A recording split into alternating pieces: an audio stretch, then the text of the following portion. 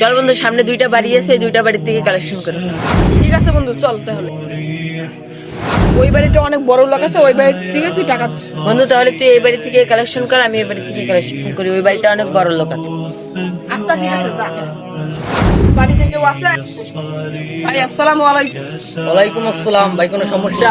ভাই, মাদ্রাসার উন্নতির জন্য কিছু টাকা দান কর। ভাই আমরা তো গরিব মানুষ, আমাদের নুন আনতে পান্তা ফুরায়। ভাই আসসালামু আলাইকুম।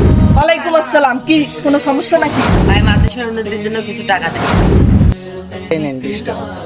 আচ্ছা ঠিক আছে ভাই, ধরেন। এত বড় লোক মানুষ 10 টাকা দিল? কিরে, ওই বাড়িটা তোকে কয় টাকা? আমাকে তো 20 টাকা দিয়েছে। বড় লোক বাড়ি থেকে তোকে কয় টাকা দেবে? এই তো 10 টাকায়। বড় লোক মানুষ তো একটু কেপটি। ভাই কিছু বলবে? ধরো ভাই, এখানে 10,000 টাকা আছে, এটা আমি মাদ্রাসার জন্য দিলাম। কিন্তু ভাই তখন আপনি 10 টাকা দিলেন, এখন আপনি 10,000 টাকা দিচ্ছেন।